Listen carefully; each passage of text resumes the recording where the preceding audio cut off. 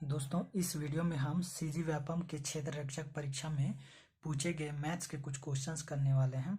जो सीजी व्यापम की परीक्षा में ऐसे टाइप्स के क्वेश्चंस पूछे जाते हैं। अगर आप इन क्वेश्चंस को अगर आप सॉल्व करके जाएंगे या प्रैक्टिस करके जाएंगे तो आप ऐसे क्वेश्चंस को आसानी से एग्जाम्स में बना सकते हैं। तो चलिए दोस्तों, हम देखते हैं कि वो क्वेश्चंस क्या क्या हैं और वो कैसे बनेंगे। तो हमारा पहला क्वेश्चन है, एक बस की चाल 84 किलोमीटर प्रति घंटा है, तो बस द्वारा 6 सेकंड में तय की गई दूरी क्या है करके हमको पूछ रहा है। तो यहाँ पे क्या क्या दे दिया है, 84 किलोमीटर प्रति घंटा दे दिया है और 6 सेकंड हमको टाइम दे दिया है और हमको दूरी हमको निकालना है। तो समय और चाल हम लोग को दे दिया है। तो उसके लिए हमारे पास एक फॉर्मूला होता है। उसका फॉर्मूला ये है कि चाल बराबर होता है दूरी बटे समय। चाल बराबर दूरी बटे समय। चाल हमको दे दिया है 84 किलोमीटर, तो हमने लिख लिया 84 किलोमीटर प्रति घंटा। और दूरी हमको निकालना है और समय दे दिया हमको 6 सेकंड, तो 6 सेकंड। अब हमको देखना है कि ये सेकंड है, ये किलोमीटर प्रति घंटे में, तो इन दोनों को सेकंड में लाना है, इसको सेकंड में लाना है। तो और आंसर भी हमको क्या में लाना है, मीटर में लाना है।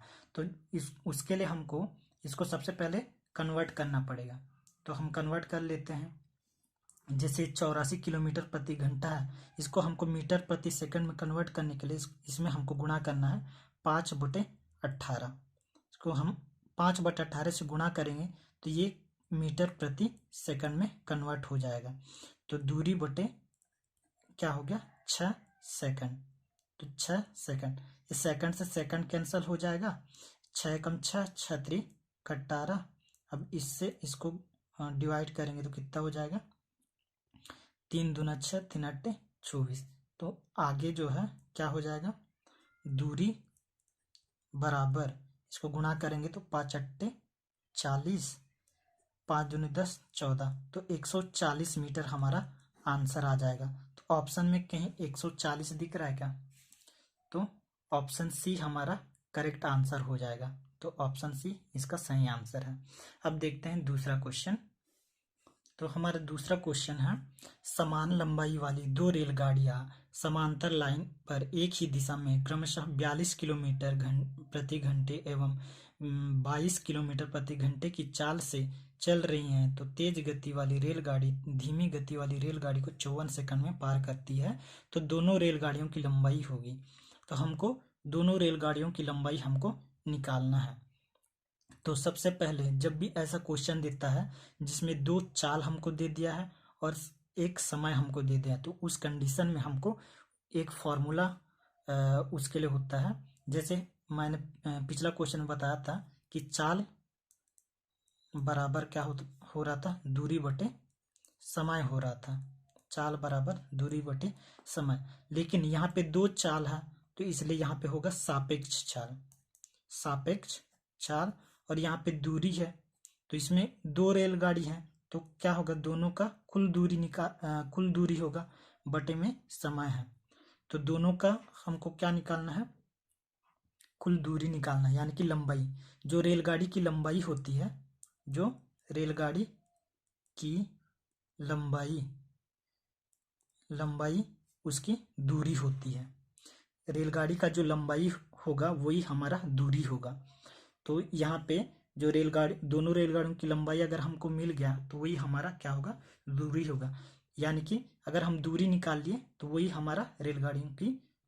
तो सापेक्ष चाल, तो यहाँ पे चाल कितने दे दिए हैं, दो टुक दिए हैं। तो 42 माइनस 22, तो इसको 42 माइनस 22 कर देंगे। और कुल दूरी हम मान लेते हैं, एक रेलगाड़ी की लंबाई कितना है, लंबाई हम मान लेते हैं x है, हमने मान लिया x, तो x होगा। फिर दूसरी रेलगाड़ी की लंबाई कितनी है बोल रहा है, समान लंबाई बोल रहा है, मतलब दोनों की लंबाई जो है समान है। तो दूसरी रेलगाड़ी की लंबाई भी क्या होगा, x होगा। पहली रेलगाड़ी की लंबाई भी x और दूसरी रेलगाड़ी की लंबाई भी x होगा। और समय हमको दे दिया है 54 सेकंड। फिर से ये सेकंड में है और ये किलोमीटर प्रति घंटा में है। तो सबसे पहले तो हम इसको क्या करेंगे, माइनस करेंगे तो कितना बचेगा, 20 बराबर इस दोनों को जोड़ेंगे तो 2x बटे में 54 ये होगा। अब हमको ये सेकंड में है ये सेकंड में है, ये हमारा किलोमीटर प्रति घंटा में है। तो फिर से हम यहाँ से क्या करेंगे, 2x/54 बराबर, ये क्या में है हमारा, किलोमीटर प्रति घंटा में। तो उसको हमको मीटर प्रति सेकंड में कन्वर्ट करने के लिए क्या करेंगे, 20 गुणा 5/18 से हम क्या करेंगे, गुणा करेंगे। तो जब हम इसको सॉल्व करेंगे, 18 एकम 18, 18 तिया 54, ये हो जाएगा। फिर 2 एकम 2, 2 दहम 20, ये हो जाएगा। तो आगे सॉल्व करेंगे तो क्या होगा, x बराबर, ये क्या हो जाएगा 50, और ये 3 इधर है तो इधर जाके क्या हो जाएगा, गुणा हो जाएगा। तो ये हो जाएगा 5 त्रिका 15, तो 150 मीटर। तो 150 मीटर कहीं ऑप्शन में है तो वही हमारा आंसर हो जाएगा।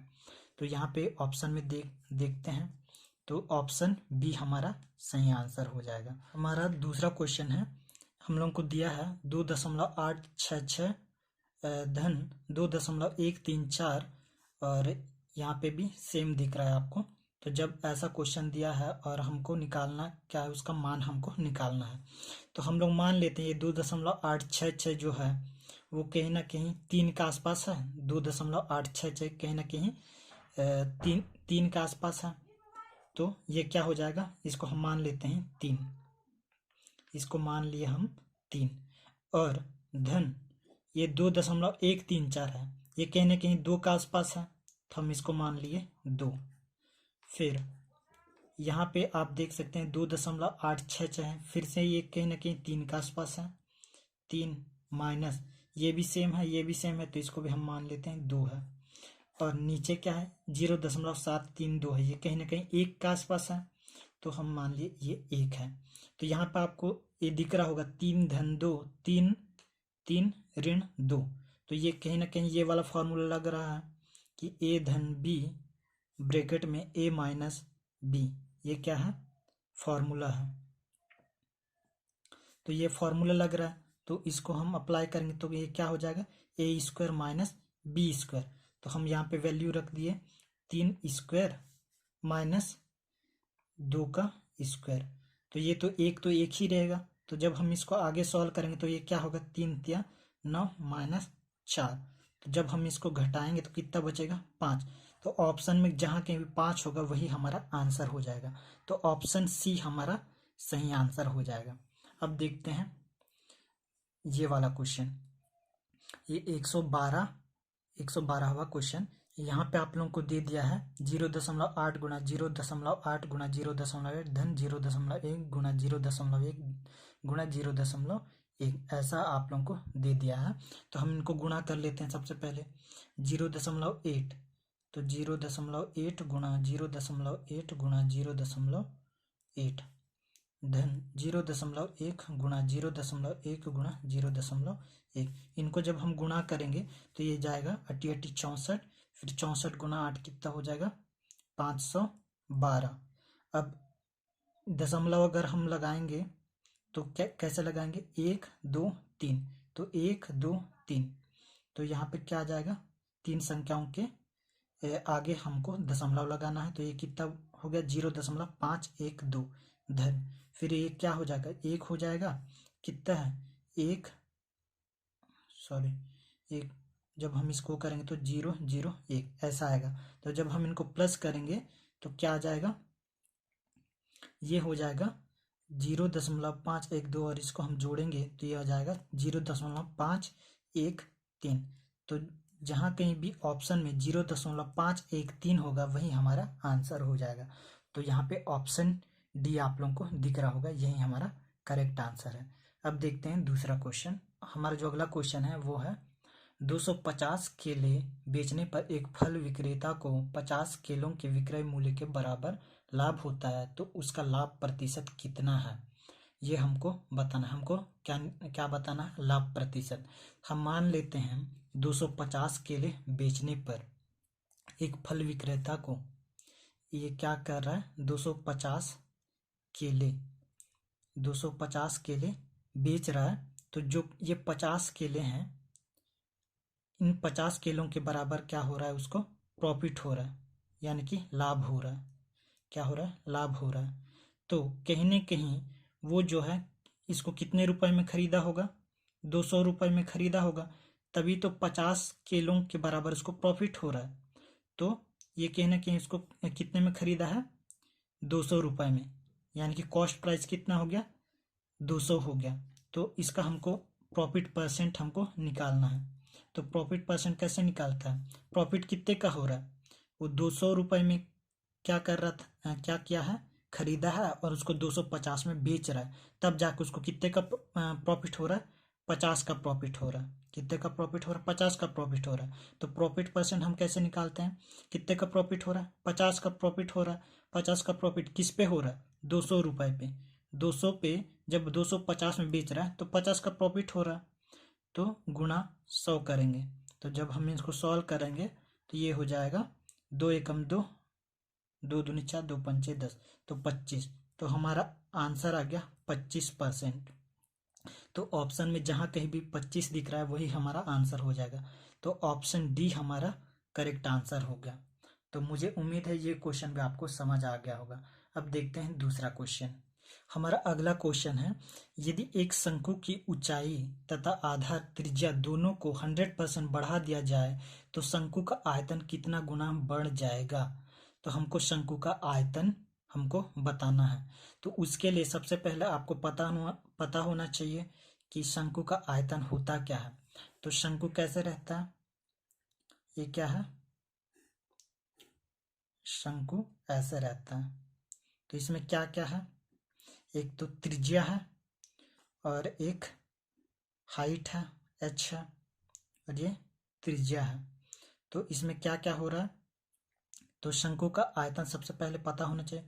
तो शंकु का आयतन, शंकु का आयतन बराबर होता है, इसका फॉर्मूला होता है 1/3 पाई आर का स्क्वायर एच। ये जो है इसका फॉर्मूला होता है, ये इसका फॉर्मूला होता है। अब ये क्या बोल रहा है क्वेश्चन में कि यदि एक शंकु की ऊंचाई तथा आधार त्रिज्या, यानी कि शंकु की ऊंचाई और आधार त्रिज्या दोनों को 100% बढ़ा दिया जाए, यानी कि यहाँ एक एच है तो उसको 100% बढ़ा देंगे तो क्या होगा, 2h हो जाएगा उसी जगह। और क्या बोल रहा है, तथा आधार त्रिज्या दोनों को, अब क्या बोल रहा है, त्रिज्या को भी एक क्या कर रहा है, 100% बढ़ा दे रहा है। यहाँ पे एक आर था तो यहाँ पे और 100% बढ़ा दिया तो ये क्या हो जाएगा, 2r हो जाएगा।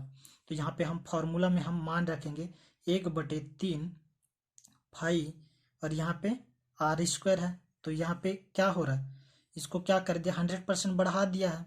तो आर के जगह हम क्या लिखेंगे, 2r का स्क्वायर, ये लिखेंगे। अब एच है, एच को भी क्या किया है, वो 100% बढ़ा रहा है तो ये क्या हो जाएगा, 2h हो जाएगा। तो जब हम इसको आगे सॉल्व करेंगे तो ये क्या हो जाएगा, 1/3 पाई, जब हम इसको सॉल्व करें तो ये क्या हो जाएगा, गुना 4 हो जाएगा, 4r का स्क्वायर ये होगा, गुना फिर इसको वो करेंगे तो ये 2h होगा। अब 1/3 पाई, ये आर स्क्वायर को आर स्क्वायर लिख दिए, फिर ये एच को एच लिख दिए, गुणा ये संख्याओं को गुणा कर दिए तो कितना हो जाएगा, 4 दूना 8। तो ये क्या है, ये क्या है, शंकु का आयतन है। ये क्या है, शंकु का आयतन है। ये कितना गुना हो गया, 8 गुना। तो ये 8 क्या है, गुना है। शंकु का आयतन क्या हो रहा है, 8 गुना हो रहा है। जब उसकी त्रिज्या और ऊंचाई को 100% बढ़ा रहे हैं तो शंकु का आयतन कितना हो रहा है, 8 गुना हो रहा है। तो यहाँ पे कहीं 8 गुना है, तो यहाँ पे 8 गुना ऑप्शन ए में है, तो ये ऑप्शन ए हमारा करेक्ट आंसर हो जाएगा। अब देखते हैं अगला क्वेश्चन। हमारा अगला क्वेश्चन है 128वां, किसी त्रिभुज की भुजाओं की लंबाई क्रमशः ए बी सी है, यदि A square plus B square plus C square बराबर ए बी धन बी सी धन ए सी, तो वह त्रिभुज निम्न में से कौन सा है। तो इसका सही आंसर होगा समबाहु त्रिभुज। तो इसको सॉल्व करने की जरूरत नहीं है, जब ऐसा रहता है तो उसका जो सही आंसर है वो समबाहु त्रिभुज है। हमारा अगला क्वेश्चन है, यदि 3x बराबर 4y है तो 8y/x-1 का मान क्या होगा। तो हमको जो है इसका मान हमको बताना है। हमको दे दिया है 3x बराबर 4y, तो हम लोग को सबसे पहले y बटे x के फॉर्म में लाना है। तो हम क्या करेंगे, इसको हम ऐसा लिख सकते हैं 3 बराबर 4 y बटा x। ये उधर जाएगा तो क्या हो जाएगा, बटे में चला जाएगा, तो बटे में गया। फिर अब देखना है कि यहाँ पे कितना है, 8 है, 8 है। अगर हम यहाँ पे 2 का गुणा कर दें, अगर हम यहाँ पे 2 का गुणा कर दें तो ये कितना हो जाएगा, 8 हो जाएगा। अगर हम इधर 2 का गुणा करेंगे तो इधर भी 2 का गुणा करना पड़ेगा, तो ये क्या हो गया, 6 हो गया। फिर ये क्या हो गया, 4 दूनी 8 y बटे x हो गया। अब हमको देखना है कि 8 y बटे x तो आ गया हमारा। अब यहाँ पे ऋण 1 है, अगर यहाँ पे ऋण 1 ला दिए तो इधर भी एक माइनस करना पड़ेगा, तो इधर माइनस करेंगे तो ये कितना होगा, 6 माइनस 1 यानी कि 5 बराबर 8 y बटे x ऋण 1। तो इसका मान हम लोग का क्या आ गया, 5 आ गया। ऑप्शन में कहीं 5 दिख रहा है, ऑप्शन में ऑप्शन बी हमारा 5 दिख रहा है, तो यही हमारा आंसर हो जाएगा। मुझे उम्मीद है ये क्वेश्चन भी आपको समझ आ गया होगा। अब देखते हैं अगला क्वेश्चन। हमारा अगला क्वेश्चन है 130वां क्वेश्चन। के का वह मान जिसके लिए समीकरण निकाय 2x धन y बराबर 4 के एक्स धन 3y बराबर 15 का कोई हल नहीं है। तो ऐसे टाइप के क्वेश्चन के लिए हमको ये 3 कंडीशन मिलते हैं। तो पहला कंडीशन क्या होता है कि जैसे a1 बटे a2 बराबर b1 बटे b2 बराबर c1 बटे c2 रहेगा।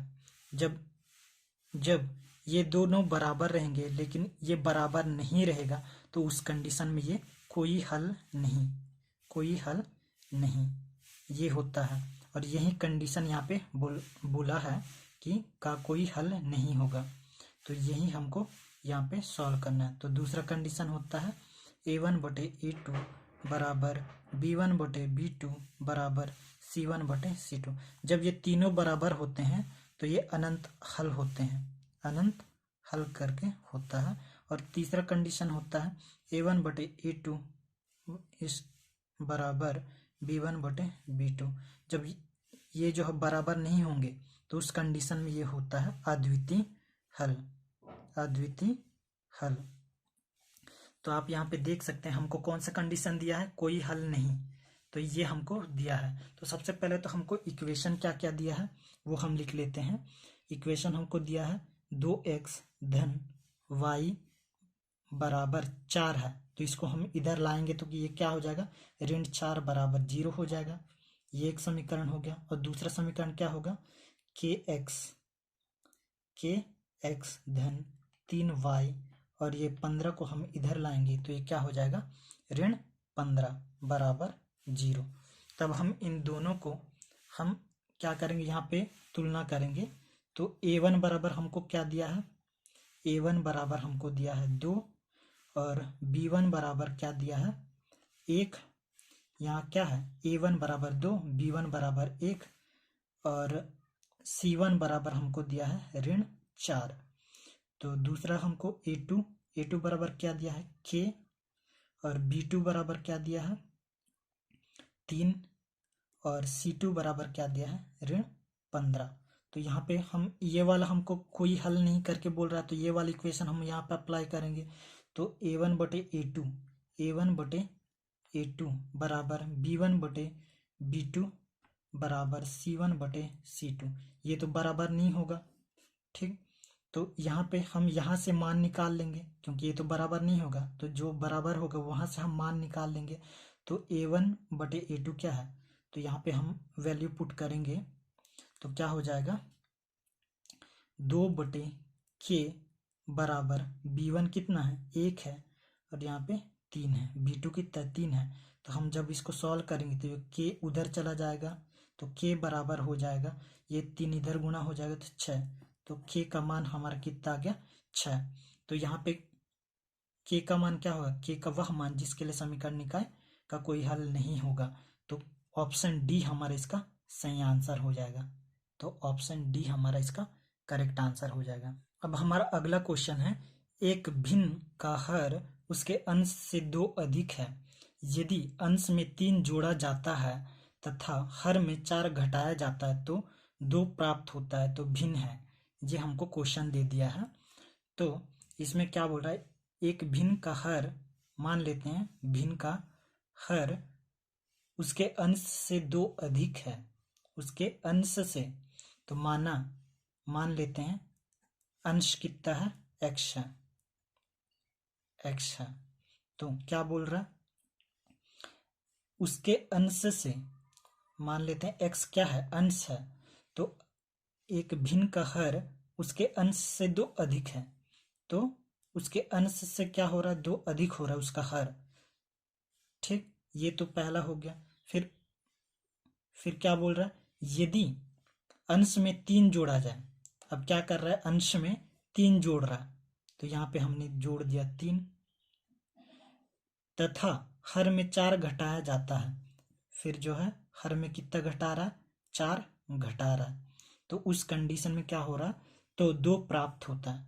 तो जब ऐसा करता है तो उसको कितना प्राप्त होता है, 2 प्राप्त होता है। तो हम इसको सॉल्व करेंगे, तो क्या होगा, x धन 3, ये क्या हो जाएगा, x ऋण 2 बराबर 2। तो इसको फिर से आगे सॉल्व करेंगे तो ये कितना हो जाएगा, x धन 3 2x ऋण 4। तो यहाँ से ये इतना हो गया। फिर हम इसको और आगे सॉल्व करेंगे तो क्या होगा, ये जो है उधर जाएगा तो क्या हो जाएगा, x हो जाएगा, और ये इधर आएगा तो क्या हो जाएगा, 7। तो x की वैल्यू कितना आ गई, 7 आ गई। तो हमको क्या बोला था, भिन्न का हर उसके अंश से 2 अधिक है, तो हम यहाँ पे वैल्यू रख देते हैं 7 बटे में 7 धन 2 बराबर 7 बटे 9। तो यही हमारा आंसर हो जाएगा। ऑप्शन में जहाँ कहीं भी 7 बटे 9 दिख रहा है वही हमारा आंसर है। तो ऑप्शन ए हमारा करेक्ट आंसर हो गया। हमारा अगला क्वेश्चन है, ए बी तथा सी की औसत आयु 20 वर्ष है, यदि ए तथा बी की औसत आयु 19 वर्ष हो तो सी की आयु कितनी होगी। तो हमको इसमें ए और बी ये सब हमको दिया गया है और हमको सी की आयु हमको पूछ रहा है। तो उसके लिए सबसे पहले औसत का एक फार्मूला आपको पता होना जरूरी है कि औसत बराबर होता है राशियों का योग बटे राशियों की संख्या। तो हमारा जो पहला कंडीशन वो क्या बोल रहा है कि हम लोग को ए बी तथा सी की औसत आयु 20 वर्ष है, हमको दे दिया है 20 औसत दे दिया है, कितने की, ए प्लस बी प्लस सी, तीनों की राशि कितना है, 3 है। तो हम इसको सॉल्व करेंगे तो क्या होगा, 20 दिया 60, ए प्लस बी प्लस सी, इसको दे दिए समीकरण 1। फिर दूसरा कंडीशन हमको क्या बोलता है कि ए प्लस बी की औसत आयु 19 वर्ष है, तो इसका 19 वर्ष दे दिया है, किसका, ए प्लस बी। और इसको अगर हम आगे सॉल्व करें तो ये क्या होगा, 19 दूनी 38 बराबर ए धन बी। तो इसको दिए समीकरण 2। अब समीकरण 2 का मान को समीकरण 1 में रखेंगे, यहाँ पे क्या है, ए प्लस बी, तो यहाँ भी ए प्लस बी है, तो समीकरण 1 से तो वहाँ पे क्या करेंगे, 60 बराबर ए प्लस बी के जगह हम 38 लिख सकते हैं, 38 धन सी। तो जब हम इसको सॉल्व करेंगे तो क्या हो जाएगा, सी बराबर 22 वर्ष। तो ऑप्शन में कहीं 22 है, तो यही हमारा आंसर हो जाएगा, ऑप्शन सी। हमारा अगला क्वेश्चन है, यदि 2 बराबर x धन 1 बटे 1 धन 1 बटे ऐसा करके हमको दे दिया है और उसमें हमको x का मान हमको बताना है। तो इसमें क्या करेंगे, सबसे पहले तो इस नीचे वाले को सॉल्व करते जाएंगे। 1 धन 1 बटे 4 क्या होता है, 4 एकम 4, 4 एकम 4, तो 5 बटे 4। अब ये 5 बटे 4 बचा, फिर अब यहाँ पे क्या आ गया, 5 बटे 4। तो जैसे हमको दे दिया है x धन 1, 1 धन 1 बटे 1 बटे में 1 धन 1 बटे 4 ऐसी दिया है। तो ये पूरा को हमने सॉल्व किया तो यहाँ पे कितना आ गया, 5 बटे 4। तो ये ऊपर चला जाएगा, तो यहाँ पे अब क्या बचेगा, यहाँ पे इसके जगह, ये पूरे की जगह हमारा क्या आ जाएगा, 4 बटे 5 आ जाएगा, क्योंकि ये 5 बटे 4 है, ये ऊपर जाएगा तो क्या हो जाएगा, 4 बटे 5 हो जाएगा। अब 1 धन 4 बटे 5, अब 1 धन 4/5 को सॉल्व करेंगे तो क्या होगा, 5 एकम 5, तो ये कितना होगा 9/5। तो अब ये पूरे के जगह क्या आ गया, 1 धन 4/5 की जगह 9/5। तो अब हमारा क्या क्या बचा है, x धन 1/9/5 यही है। ये ऊपर चला जाएगा तो ये क्या हो जाएगा, x धन 5/9 हो जाएगा। तो x धन 5/9। अब इधर कितना है, 2 है, तो ये इधर आ जाएगा। तो ये x को इधर रहने देते हैं, फिर ये क्या है 2 है, फिर ये प्लस में है, इधर जाके क्या हो जाएगा -5/9। तो आगे हम इसको सॉल्व करेंगे तो क्या हो जाएगा, लघुत्तम आएगा 9, 9 दूनी 18, 18 में 5 गया, कितना बचा 13, तो 13/9। तो x की वैल्यू कितना आ गया 13/9, ऑप्शन में की है 13/9, तो ऑप्शन में 13/9 ऑप्शन बी, तो यही हमारा आंसर हो जाएगा। हमारा अगला क्वेश्चन है, दो संख्याओं का मासा 6 है, इनमें से कौन सा उनका लासा कभी नहीं हो सकता। तो महत्तम समवर्तक हमको दे दिया 6 और उनका लासा हमको बताना है, सॉरी लासा कौन सा नहीं है, मतलब लघुत्तम समवर्तक कौन सा नहीं है ये हमको बताना है। तो 6 का पहाड़ा में जो जो आता है वो सब उसका लघुत्तम समवर्तक हो जाएगा। 24 क्या हो रहा है, 24 जो है 6 के पहाड़ा में आता है, तो ये भी इसका लघुत्तम समवर्तक है। फिर आता है 36, 36 भी 6 के पहाड़ा में आता है, ये भी उसका लघुत्तम समवर्तक है। फिर 50, 50 6 के पहाड़े में 50 आता है, नहीं आता है, तो ये क्या होगा, इसका सही आंसर होगा। अगर हम 54 की बात करें, 6 या 54, तो ये भी जो है 6 के पहाड़ा में आता है, तो इसका जो सही आंसर हो जाएगा, जो लघुत्तम समवर्तक 6 का कभी नहीं होगा, तो उसका जो सही आंसर होगा ऑप्शन सी। तो इसका जो सही आंसर है 50।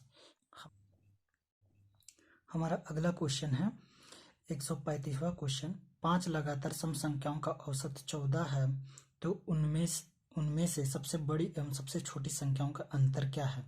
तो हम मान लेते हैं, माना वे 5 संख्याएं,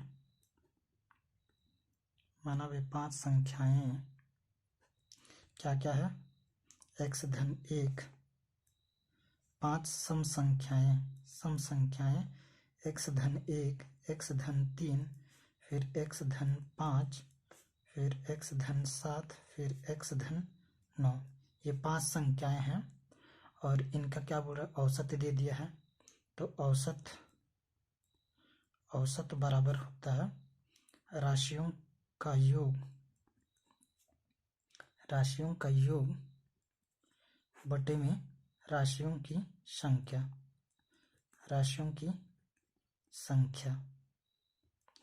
तो औसत हम लोगों को दे दिया है 14 और राशियों का योग दे दिया है, सॉरी राशियों का योग यहाँ से क्या होगा, 5x धन, इन सबको जोड़ेंगे तो 3 4 5 9 25, 25 बटे और इनकी संख्या हो जाएगी 5, तो यहाँ से क्या हो जाएगा 14 बराबर पे 5x धन 5 बटे 5, तो ये 5 से 5 कैंसिल, तो यहाँ पे कितना बचेगा 14 बराबर x धन 5, यानी कि यहाँ से x की वैल्यू आ जाएगी 9, तो x की वैल्यू आ गया 9। तब हमको क्या बताना था कि सबसे बड़ी एवं सबसे छोटी संख्या का अंतर, तो सबसे बड़ी कौन सी संख्या होगी, x धन 9, तो यहाँ पे हम 9 रख दिए, 9 धन 9 कितना हो गया 18, ये हो गई सबसे बड़ी, और सबसे छोटी 9 धन 1, यानी कि ये हो गया 10, तो 18 माइनस 10 कितना हो जाएगा 8, तो 8 जिस भी ऑप्शन में है वही हमारा आंसर हो जाएगा। तो यहाँ पे 8 कहाँ पे है, ऑप्शन बी पे है, तो यही हमारा सही उत्तर हो जाएगा। हमारा अगला क्वेश्चन है, यदि चाल 4 सहित 1/3 मीटर प्रति सेकंड को किलोमीटर प्रति घंटा में बदला जाए तो इसका मान होगा। इसको हम लोग को मीटर प्रति सेकंड से हमको किलोमीटर प्रति घंटा में बदलना है। जैसे हम लोग को चाल दिया है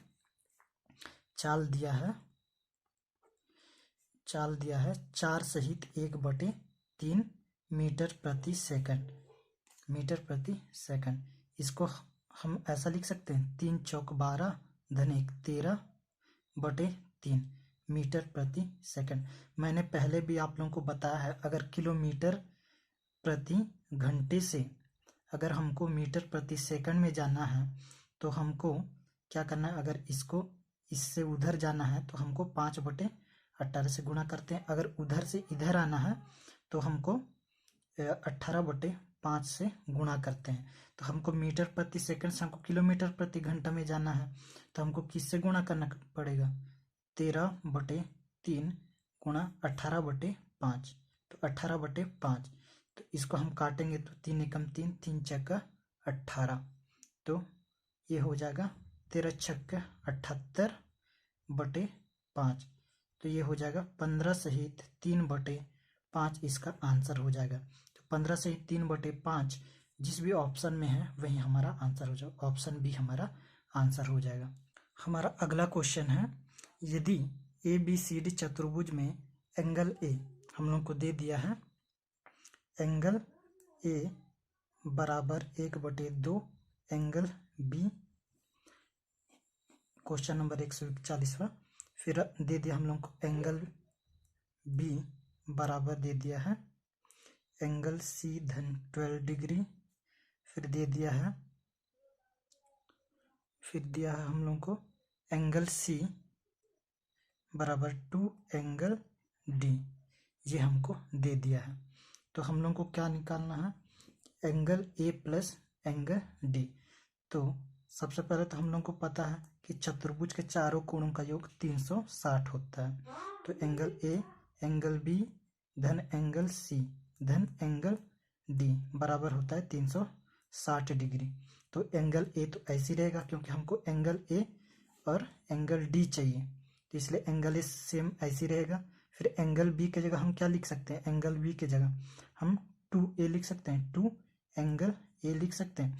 ये आपको बस घुमाने के लिए दिया है, इसका कोई यूज नहीं होगा। तो ये होगा 2 एंगल ए। फिर धन फिर एंगल सी, अब एंगल सी के जगह हम क्या लिख सकते हैं, 2 एंगल डी लिख सकते हैं। धन डी का तो डी ही रहेगा क्योंकि हमको एंगल ए और एंगल डी के फॉर्म में लाना है। तो ये हो जाएगा 360 डिग्री।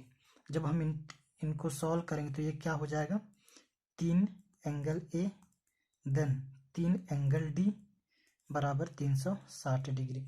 तो ये क्या हो जाएगा, 3 कॉमन आ जाएगा यहाँ से, ए धन डी ये, और यहाँ से 3 कॉमन, फिर 360 डिग्री। जब एंगल ए धन एंगल डी, तो ये उधर जाके क्या हो जाएगा, भाग में चला जाएगा। 360 डिवाइड बाय 3 बराबर 3 एकम 3, 3 दूना 6, तो 120 डिग्री। तो 120 डिग्री जिस भी ऑप्शन में है वही हमारा आंसर हो जाएगा। तो ऑप्शन डी हमारा करेक्ट आंसर हो जाएगा। हमारा अगला क्वेश्चन है, संलग्न चित्र में 3 वृत्त जिनके केंद्र क्रमशः ए बी तथा सी हैं, प्रत्येक एक दूसरे को क्रमशः पी क्यू आर पर स्पर्श करते हैं। यदि ए बी बराबर 5 सेंटीमीटर, बी सी बराबर 7 सेंटीमीटर तथा सी ए बराबर 6 सेंटीमीटर, तो केंद्र ए वाले वृत्त की त्रिज्या कितनी है। तो हम लोग को इस वृत्त की त्रिज्या हमको निकालनी है, केंद्र ए वाले वृत्त की त्रिज्या हमको निकालनी है। तो हमको दे दिया है ए बी जो कि पी पर स्पर्श कर रहा है, बी सी कहाँ पे, क्यू पे स्पर्श कर रहा है, फिर सी ए हमारा आर पे स्पर्श कर रहा है। तो हम लोग मान लेते हैं कि ये जो वृत्त है इसकी त्रिज्या x है, हमने एक्स एक्स लिख लिया।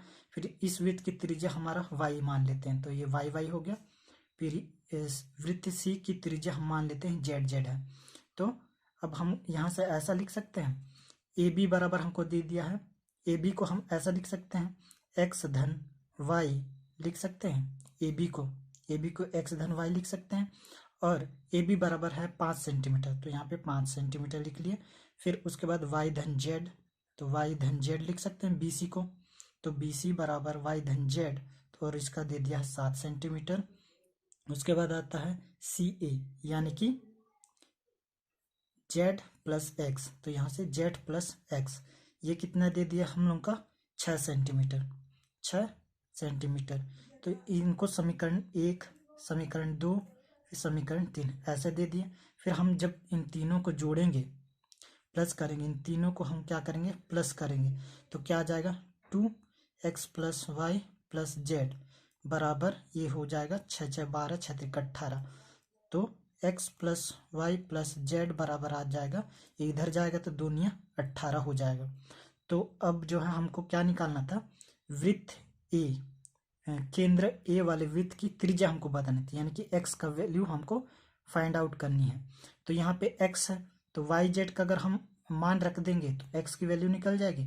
तो x धन y प्लस जेड का मान कितना है, y प्लस जेड का मान 7 है, तो 7 बराबर 9, तो x बराबर हो जाएगा 9 ऋण 7, यानी कि x बराबर आ जाएगा 2 सेंटीमीटर। तो यही हमारा इसका आंसर हो जाएगा। तो ऑप्शन बी 2 सेंटीमीटर हमारा आंसर हो जाएगा। हमारा अगला क्वेश्चन है, दो संख्याओं का योगफल 23 एवं गुणनफल 120 है, उन संख्याओं का निरपेक्ष अंतर है। माना, हम मान लेते हैं वो दो संख्याएं, माना वे संख्याएं x तथा y हैं। तो हमको दे दिया है उनका योगफल कितना है, 23 है और उनका गुणनफल दे दिया है 120, और हमको पूछा है x माइनस वाई हमको निकालना है। तो इसके लिए हमको फार्मूला पता होना चाहिए। जैसे x माइनस वाई का फार्मूला क्या होगा, x square plus y square plus minus 2xy, ये तो हमको निकालना है। तो इसका तो हमको वैल्यू पता नहीं, हमको एक्स वाई तो पता है लेकिन इसका वैल्यू हमको नहीं पता है। तो उसके लिए हमको और एक फार्मूला, हमको उसके लिए एक्स प्लस वाई वाला फार्मूला अप्लाई करेंगे। तो वो अप्लाई करने के लिए हम इधर जो है हम अप्लाई करते हैं। तो एक्स प्लस वाई का स्क्वायर बराबर क्या होगा, x square plus y square plus 2xy। तो यहाँ पे वैल्यू रख देंगे 23 का स्क्वायर बराबर x square plus y square plus 2xy, यानी कि 2 120, यही होगा। तो जब हम इसको वो करेंगे तो 3 3 इसका स्क्वायर हम करेंगे तो क्या हो जाएगा, 3 3 9, फिर 6 6 12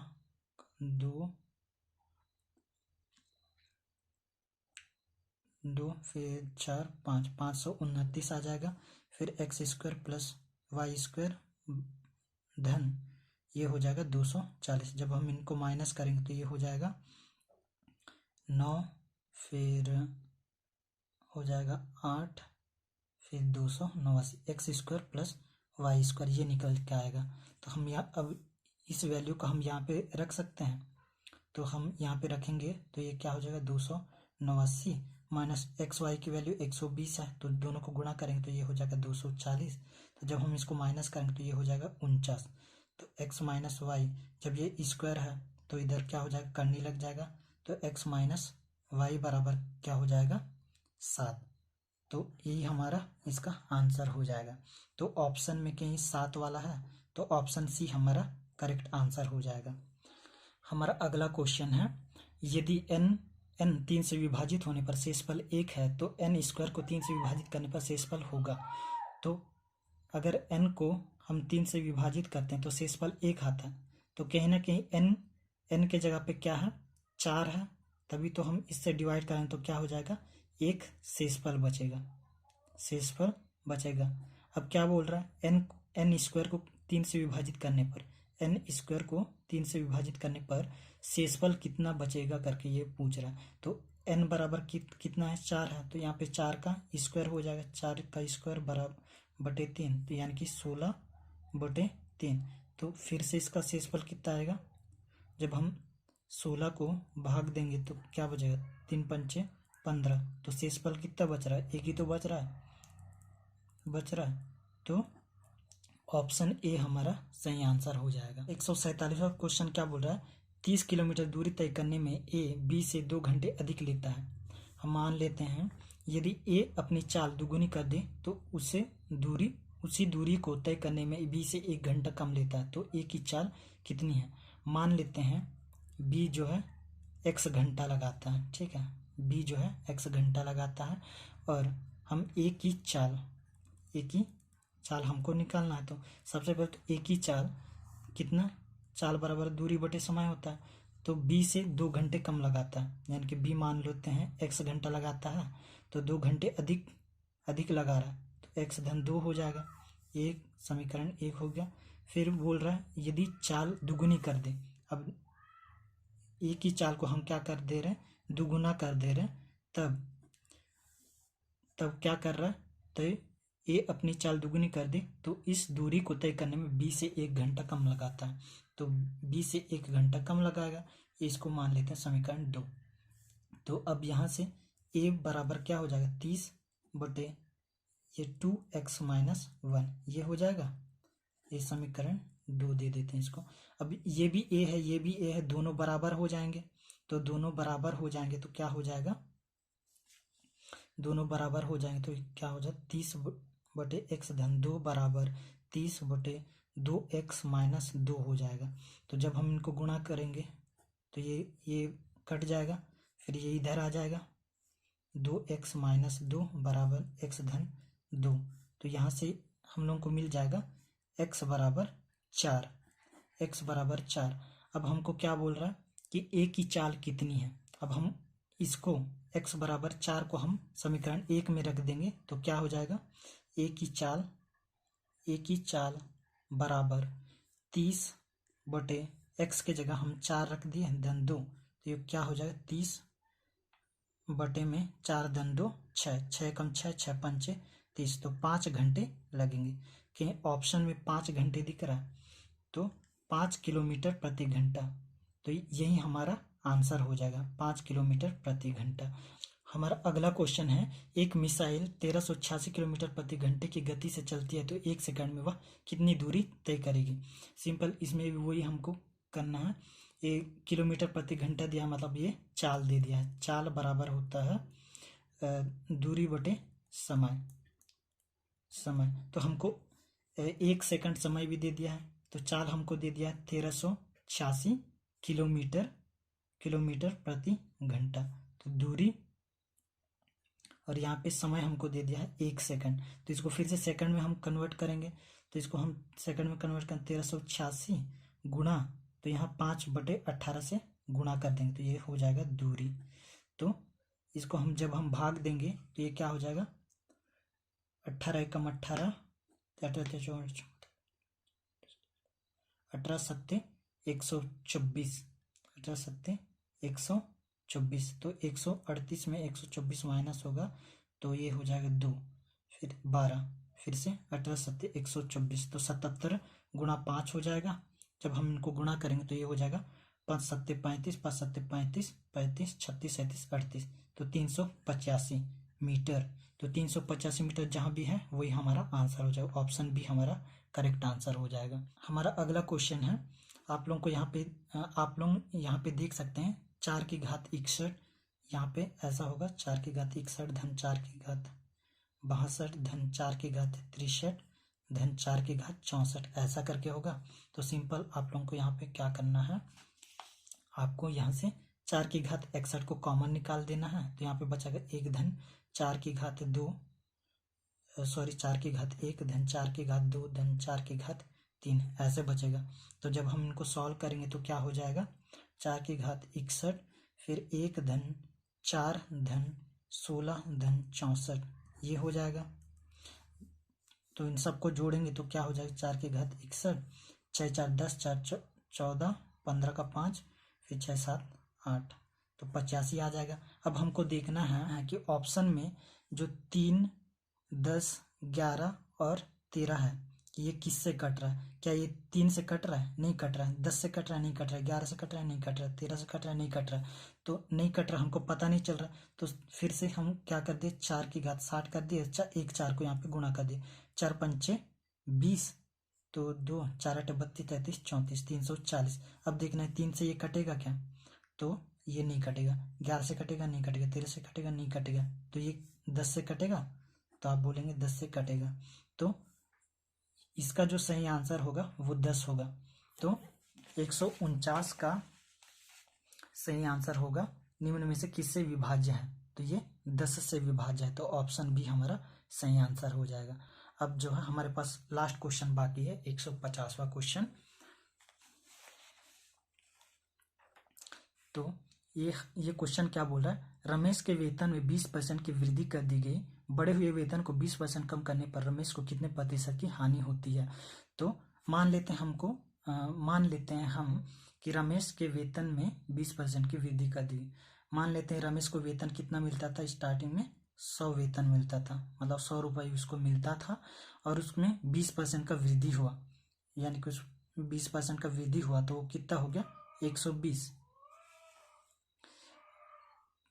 हैं। रमेश को जो है 100 रुपये मिलता था, उसमें 20% का वृद्धि कर दिए तो उसको कितना मिल रहा है, अभी 120 रुपये मिल रहा है। पहले 100 रुपये मिलता था, फिर 20% का वृद्धि कर दिए तो उसको 120 रुपये मिल रहा है। अब देखते हैं कि उसमें क्या बोल रहा है, क्वेश्चन क्या बोल रहा है कि बढ़े हुए वेतन को 20% कम करने पर, अब बढ़ा हुआ वेतन कितना है, बढ़ा हुआ वेतन है 20 रुपये। अब इस बढ़े हुए वेतन को फिर क्या कर रहा है, 20% कम कर रहा है, तो 20% कम यानी कि 80/100 हो जाएगा। तो जब हम इसको करेंगे तो ये कितना है, 8 दूनी 16, यानी कि 20 रुपये उसको एक्स्ट्रा मिल रहा था, लेकिन अब इसको कितना मिलेगा, 16 रुपये, क्योंकि 20% कम कर दिए। अब इसमें प्रॉफिट परसेंट हमको निकालना है, तो प्रॉफिट परसेंट हम कैसे निकालेंगे, प्रॉफिट परसेंट, तो इसमें से कितने का घाटा हो रहा है, इसको सॉरी लॉस हमको निकालना है ना, हानि निकालना है, क्योंकि रमेश को कितने प्रतिशत की हानि होती है। तो इसमें हानि हमको निकालना है, तो लॉस प्रतिशत हमको निकालना है, तो लॉस कितने का हो रहा है, 20 से इसको कितना मिल रहा है, अभी 16 मिल रहा है। जब उसको 20% की कमी कर रहे हैं तो उसको 4 रुपये कम मिल रहा है, तो 20 में से 16 घटाएंगे तो 4 बचेगा, किस पे, 20 पे उसको घाटा हो रहा है ना, तो 20 × 100, तो इसको हम डिवाइड करेंगे तो कितना होगा, 2 एकम 2, 2 पंचे 10, 5 चौका 20, तो उसको लॉस कितने का हो रहा है, 20% का। तो हमारा जो करेक्ट आंसर है वो होगा ऑप्शन डी। अगर वीडियो थोड़ी भी हेल्पफुल हुआ होगा तो मेरे वीडियो को आप लाइक कर दो, और अगर आप मेरे चैनल को अभी तक सब्सक्राइब नहीं किया है तो मेरे चैनल को सब्सक्राइब कर दो। अब मिलते हैं अगली वीडियो में, तब तक के लिए धन्यवाद।